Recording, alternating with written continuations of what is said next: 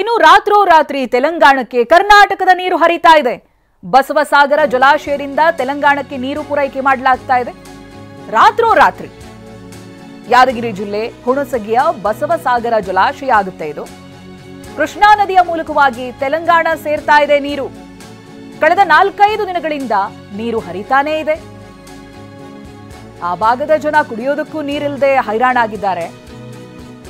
ಅವ್ರ ಪರಿಸ್ಥಿತಿ ಎಂತದ್ದು ಅನ್ನೋದನ್ನ ನಾವೇ ತೋರಿಸಿದ್ವಿ ನಿಮಗೆ, ಎಷ್ಟು ಕಷ್ಟಪಡ್ತಾರೆ ಅಂತ. ಬಟ್ ಇಲ್ಲಿ ನೋಡಿದ್ರೆ ಚಿತ್ರಣವೇ ಬದಲಾಗಿದೆ. ರಾತ್ರೋರಾತ್ರಿ ತೆಲಂಗಾಣಕ್ಕೆ ಕರ್ನಾಟಕದ ನೀರು ಹರಿತಾ ಇದೆ. ಬಸವಸಾಗರ ಜಲಾಶಯದಿಂದ ತೆಲಂಗಾಣಕ್ಕೆ ನೀರು ಪೂರೈಕೆ ಮಾಡಲಾಗ್ತಾ ಇದೆ. ಲೆಕ್ಕ ಇಲ್ಲ, ಏನಿಲ್ಲ, ರಾತ್ರೋರಾತ್ರಿ ನೀರು ಬಿಡಲಾಗ್ತಾ ಇದೆ. ಯಾದಗಿರಿ ಜಿಲ್ಲೆ ಹುಣಸಗಿಯ ಬಸವಸಾಗರ ಜಲಾಶಯ ಇದು. ನೀವು ದೃಶ್ಯದಲ್ಲಿ ನೋಡ್ತಾ ಇದ್ದೀರಲ್ಲ, ಕಳೆದ 4-5 ದಿನಗಳಿಂದಲೂ ಕೂಡ ನೀರು ತೆಲಂಗಾಣವನ್ನ ಸೇರ್ತಾ ಇದೆ. ಇನ್ನು ನೀರು ಬಿಡೋ ಬಗ್ಗೆ ಸಭೆ ನಡೆಸಿಲ್ಲ, ಹಾಗೆ ನೀರಾವರಿ ಸಲಹಾ ಸಮಿತಿ ಬಗ್ಗೆ ಸಭೆ ನಡೆಸಿಲ್ಲ. ಯಾವುದೇ ಆದೇಶ ಇಲ್ಲದೆ ತೆಲಂಗಾಣಕ್ಕೆ ನೀರನ್ನ ಹರಿಬಿಡಲಾಗ್ತಾ ಇದೆ. ಮೇಲಾಧಿಕಾರಿಗಳ ಮೌಖಿಕ ಆದೇಶದಂತೆ ನೀರು ಪೂರೈಕೆ ಇದು. ಅನಧಿಕೃತವಾಗಿಯೇ ನೀರು ಹರಿತಾ ಇದೆ.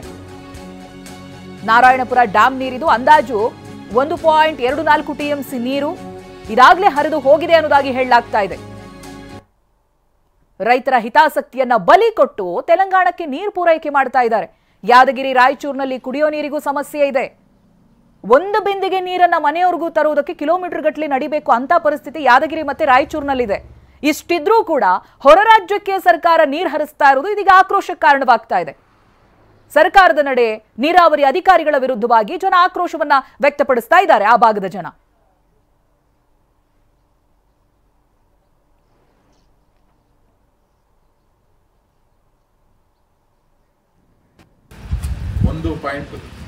.2 TMC ನೀರನ್ನ ನದಿಗೆ ನಾವು ಬಿಟ್ಟಿವಿ ಅಂತ ಹೇಳ್ತದೆ.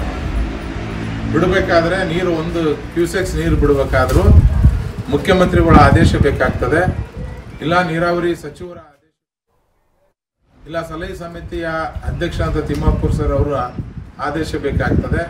ಯಾವ ಆದೇಶ ಇರಲಾರ್ದ ಮೌಖಿಕವಾಗಿ ನೀರು ಬಿಟ್ಟಿದ್ದಾರೆ. ಅದು ಹಗಲತ್ತು ಬಿಟ್ಟಿಲ್ಲ, ರಾತ್ರಿ ನೀರು ಬಿಡ್ತಿದ್ದಾರೆ. ರಾತ್ರಿ ನೀರು ಬಿಡೋ ಉದ್ದೇಶ ಏನು? ಹಗಲತ್ತಾದ್ರೆ ಎಲ್ಲ ರೈತರಿಗೆ, ಜನರಿಗೆ ಗೊತ್ತಾಗ್ತಾನೆ ಒಂದು ಉದ್ದೇಶ ಬಿಡ್ತಿದ್ದಾರೆ. ಈಗ ಕೇಳಿದ್ರೆ ಇಲ್ಲ, ಈ ಕೆಳಗಡೆಯಲ್ಲಿ ನೀರಿಲ್ಲ, ಅದಕ್ಕೋಸ್ಕರ ನೀರು ಕೇಳ್ತಿದ್ದಾರೆ ಅಂದ್ರೆ ಯಾರು? ಯಾದಗಿರಿ ಜಿಲ್ಲಾಧಿಕಾರಿಗಳು ಏನಾರ ರಿಕ್ವೆಸ್ಟ್ ಮಾಡಿದ್ರು, ಅಥವಾ ರಾಯಚೂರು ಜಿಲ್ಲಾಧಿಕಾರಿಗಳು ಏನಾರ ರಿಕ್ವೆಸ್ಟ್ ಮಾಡಿದ್ರು? ಯಾರು ರಿಕ್ವೆಸ್ಟ್ ಮಾಡಿಲ್ಲ. ಇವರು ಆಂಧ್ರಕ್ಕೆ ನೀರು ಬಿಡೋಕ್ಕೋಸ್ಕರ ಆಂಧ್ರದ ಸಚಿವ ಮುಖ್ಯಮಂತ್ರಿಗಳು, ತೆಲಂಗಾಣದ ಮುಖ್ಯಮಂತ್ರಿಗಳು, ತೆಲಂಗಾಣದ ನೀರಾವರಿ ಸಚಿವರು, ಇಲ್ಲಿರುವಂಥ ನೀರಾವರಿ ಸಚಿವರಿಗೆ ನಮ್ಮ ಕರ್ನಾಟಕ ನೀರಾವರಿ ಸಚಿವರಿಗೆ ಮಾತಾಡಿದಕ್ಕೋಸ್ಕರ